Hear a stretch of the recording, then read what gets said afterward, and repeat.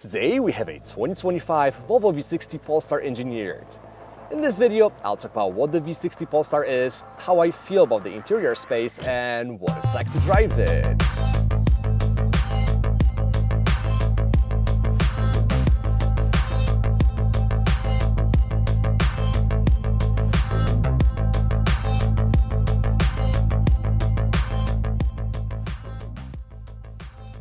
Now, the V60 Polestar represents a segment that is basically dead in the US, and we're talking about wagons. If you grew up around those, consider yourself lucky because now they're gone. Now, when it comes to compact luxury wagons, we have two choices in the segment: Audi's A4 Allroad or the V60. The V60 comes in two variants, a lifted cross-country edition or this performance-oriented plug-in hybrid Polestar Engineered. The car uses Volvo's PA platform, meaning it has double Öhlins suspension up front and a multi-link setup in the back, combined with a leaf spring. What truly matters here are the changes made by the Polestar team. The Polestar Engineered models feature manually adjustable Öhlins dampers, front strut brace, stiffer springs, and six-piston front Brembo brakes. Since the SPA platform was designed with electrification in mind, Volvo decided that their flagship performance wagon will use the plug-in hybrid T8 powertrain. Over the years, Volvo made some upgrades to the T8, and besides giving it a bigger battery pack and a more powerful electric motor, the 2-liter 4-cylinder that sits under the hood dropped its supercharger, meaning now it's turbocharged only, and it makes 314 horsepower. The combined powertrain output is 455 horses, 523 pound-feet of torque, and that gives you 0 to 60 in about 4.1 seconds. Now, since the V60 Polestar Engineered is a plug-in hybrid, you can drive in pure electric mode for about 41 miles, which is basically more than you need for your everyday commute. As for the transmission, the V60 uses an 8-speed automatic made by Öhlins. There's no physical drive shaft. The front axle is powered by the internal combustion engine, while the rear axle is driven by the electric motor.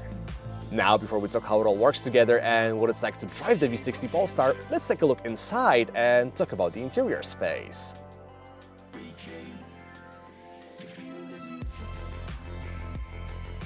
If you've sat or driven a new Volvo, you will feel right at home here. The cabin welcomes you with a clean, cohesive, and cozy design. Not only does it look modern and minimalistic, but it's also undeniably elegant.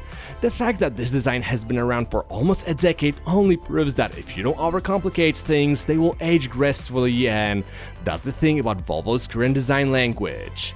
The attention to detail throughout the cabin is outstanding. You will find a good mix of high-quality materials like soft plastics, aluminum, or glass in the case of the shifter.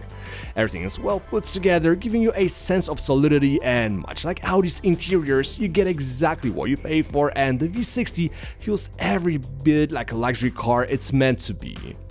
Typically for a premium vehicle though, the storage space across the cabin is average. The center console doesn't offer much, and the door pockets won't shock you either. Now you may think, wait Sam, you're telling me that a Volvo station wagon isn't practical? Oh, it is, just not when it comes to in-cabin storage. The trunk, on the other hand, is where the V60 shines. It has wide opening, offers tons of space, and the only area where an SUV might be better is the height from the floor to the roof, but lengthwise, this is very, very good.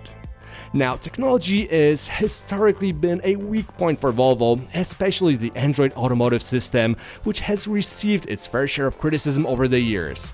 Thankfully, after several unstable releases and updates, I'm happy to report that the software now functions as it should.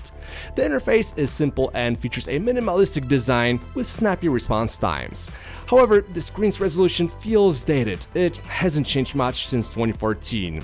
Similarly, the gauge cluster doesn't meet modern standards for a premium vehicle, falling short of the expectations set by the competition.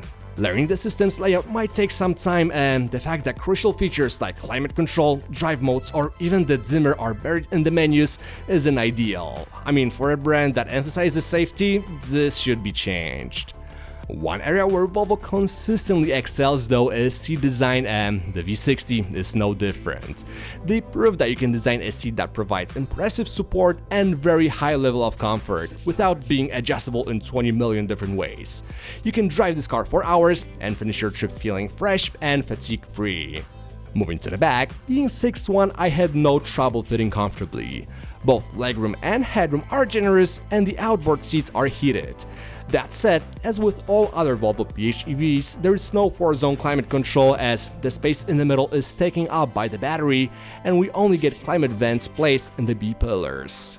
There are though USB-C ports, so your passengers will be able to charge their devices. So that was the interior of the V60 Polestar. Let's get it on the road now and see how it drives.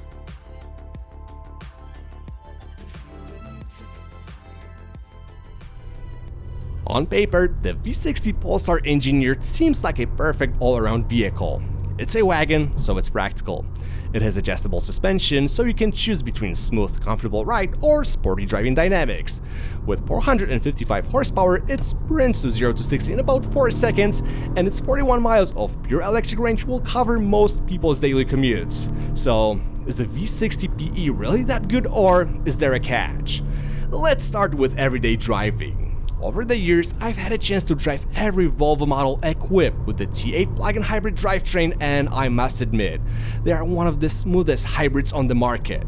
The calibration is excellent, the transition between power source is nearly seamless, and the internal combustion engine is very refined, even at idle or low RPMs. Shockingly, the ride quality isn't bad either. And I say shockingly because Volvo models built on the SPA platform often struggle with small, sharp bumps or sudden impacts, transmitting unwanted vibrations into the cabin. Now, you might think that a performance-oriented model like the Polestar would amplify those issues, but actually, with the dampers in their softest settings, the V60 is shockingly compliant. Combine that with a well-isolated cabin, super comfortable seats, and a phenomenal Bowers & Wilkins sound system, and you have a fantastic cruiser that I would gladly take on a trip across the country. And I would definitely search for some curvy backroads along the way because the V60 Polestar is genuinely fun to drive. First of all, it's very quick. The turbocharged 4-cylinder works great with the electric motor, and one thing that you won't complain about is a lack of power. The torque is distributed wisely, given that we're working with an all-wheel drive system and the car feels very neutral and well balanced. Sure, there is some safe understeer at the limit, but by tweaking the suspension settings, softening the front and stiffening the rear, I was able to induce some oversteer and get the car to rotate nicely. The brakes also feel natural, especially considering the system switches between regen braking and traditional friction brakes. I didn't experience any unpredictable behavior, which gave me confidence every time I had to slow down. Now, does the V60 Polestar have any weak points? Absolutely, every car does. The steering is very numb, offering almost no feedback, and the 8-speed transmission feels a bit lazy for a performance-oriented vehicle. But it is important to remember that at the end of the day, the V60 Polestar is a daily driver first and a performance toy second, or maybe even third.